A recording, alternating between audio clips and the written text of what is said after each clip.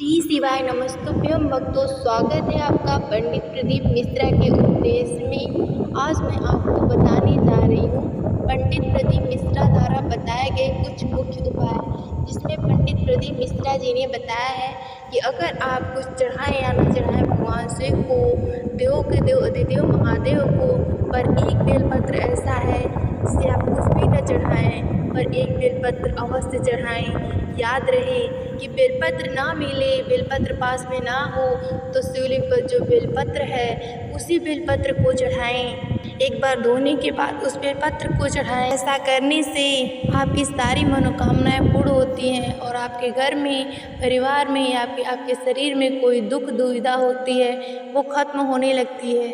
अगर आपको बेलपत्र ना भी मिल सके तो आप बाजार से बेलपत्र की जड़ को लाएं और पानी में डालकर उसे चढ़ाएं भगवान शिव के शिवलिंग पर। अगर आपको बेलपत्र के वृक्ष मिल जा रहे हैं, बेल के वृक्ष मिल जा रहे हैं, तो आपको आसानी से आप बेलपत्र को तोड़ने के लिए, स्नान के बाद तोड़ने के लिए जाएं और उसमें से आपको जितनी बेलपत्र चढ़ानी हो, 7 चढ़ानी हो, 11 चढ़ानी हो, 21 चढ़ानी हो या फिर 108 बेलपत्र चढ़ानी हो या फिर एक ही बेलपत्र चढ़ानी हो, याद रखिए कि जब भी बेलपत्र को आप तोड़ें तो बेलपत्र के तोड़ने से पहले उनसे विनती करें कि मुझे भगवान शिव के लिए बेलपत्र चढ़ाने के लिए, हे बेल वृक्ष, मुझे बेलपत्र कुछ चाहिए जिसे मैं भगवान शिव के चरणों में अर्पित करने जा रहा हूँ। मुझे यह बेलपत्र को तोड़ने के लिए आज्ञा दे। यह चीज़ें आप अपने मन में या फिर अपने वैसे बोलकर बेलपत्र के वृक्ष से बेलपत्र ले लें। इतने समय याद रहे कि जितने भी बेलपत्र लिए हों आप, चाहे जो, लेकिन जब आप बेलपत्र चढ़ाने जाएं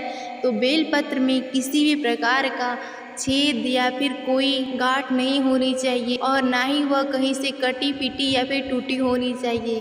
एक बेलपत्र में 3 पत्तियां अवश्य होनी चाहिए, क्योंकि इन तीनों पत्तियों को मिलाकर एक बेलपत्र का एक होता है।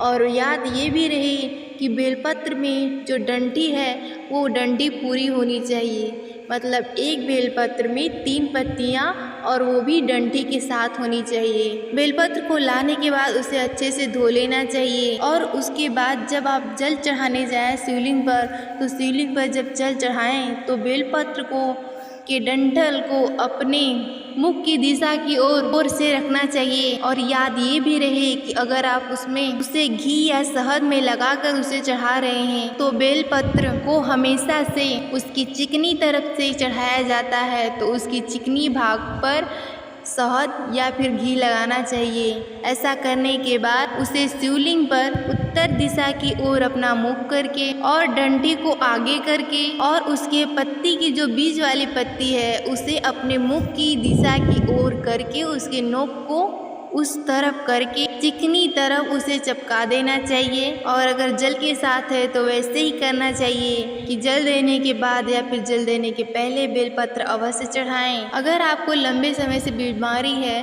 तो आप बेलपत्र जो चढ़ाए हैं उसमें से एक बेलपत्र अवश्य लेकर जाएं।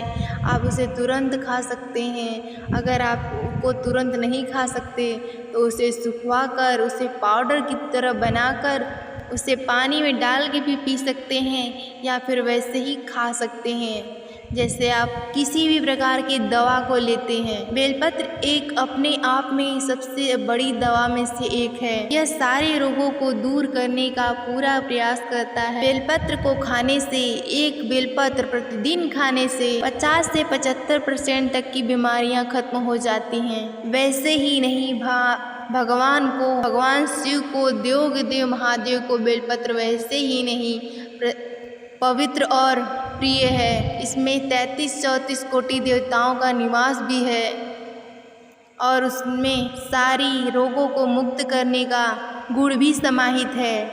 हर हर महादेव। श्री शिवाय नमस्तुभ्यम।